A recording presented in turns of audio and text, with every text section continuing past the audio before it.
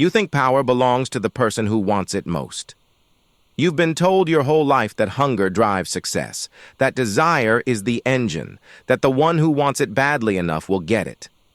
But watch any negotiation, any relationship, any room where real stakes are on the table, and look for the person who is completely prepared to walk away. That person doesn't look desperate, doesn't lean forward, doesn't fill the silence. And somehow, they always end up with the better outcome. This isn't luck. It isn't indifference. It is a principle so old it was carved into the foundation of Stoic philosophy, and so counterintuitive that most people spend their entire lives fighting against it. The person who wants nothing controls everything. Today I'm going to show you exactly why. Around 300 BCE, a merchant named Zeno of Citium lost everything in a shipwreck. His cargo, his plans, his version of the future sank to the bottom of the Aegean. He arrived in Athens with nothing, and instead of scrambling to rebuild, he walked into a bookshop, picked up Xenophon's writings about Socrates, and decided that losing everything had been the best thing that ever happened to him. What Zeno understood, and what became the core of Stoic philosophy, is this. The moment you stop needing a specific outcome, you stop being controllable by it. Desire is a leash, not always visible, but always there, pulling you toward decisions you wouldn't otherwise make, toward people you wouldn't otherwise tolerate. Detachment isn't emptiness. It's the removal of the leash, and once it's gone, you move differently. You become, without trying, the most powerful person in the room. Law 1. Whoever cares less holds the stronger hand. In any exchange, a salary negotiation, a conversation about where things are headed, a business deal, the leverage belongs to whoever can genuinely afford to leave. Notice that word, genuinely. You cannot fake this. People feel manufactured indifference immediately. Real detachment has no performance. It is simply the truth of your position. Think about the last time someone needed something from you urgently. How much power did you feel? Now reverse it. Remember the last time you were the one who needed. How much of yourself did you give away just to keep the possibility alive?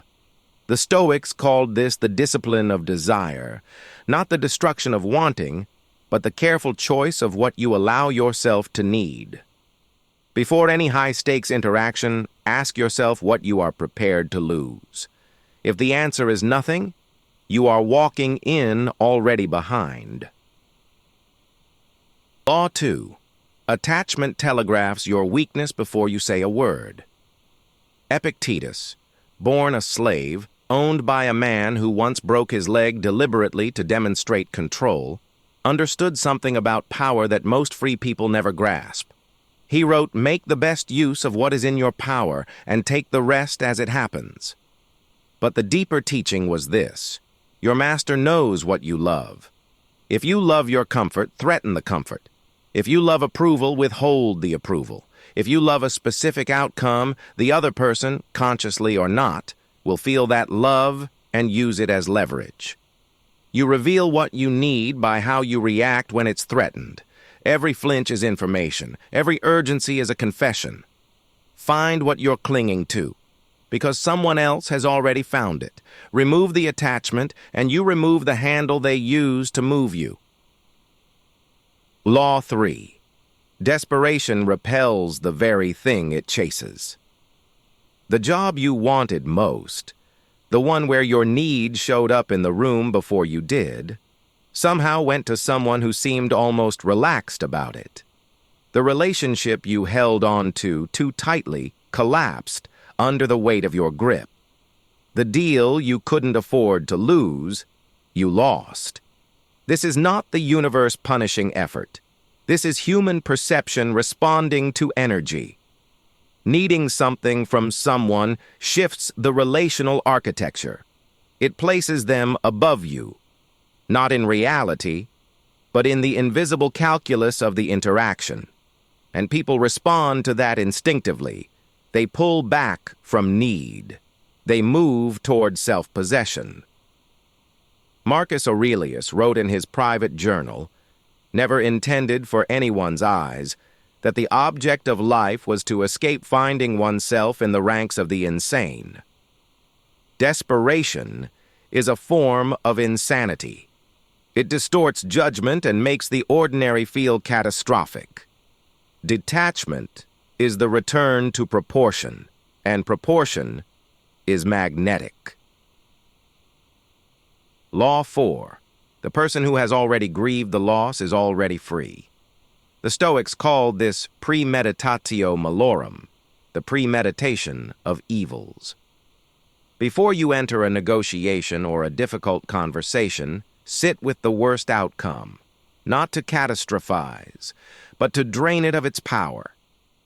If you have already, in your mind, walked away from this deal, accepted the silence, lived through the ending, then it cannot be used against you. The threat of loss only works on someone who hasn't faced it yet. A negotiator who has already decided the floor beneath which they will not go cannot be pushed below it. This is what desirelessness looks like in practice. It is not the absence of wanting. It is the prior confrontation with not having. You prepare for the loss in advance, so the fear of it has nowhere to live during the moment that matters.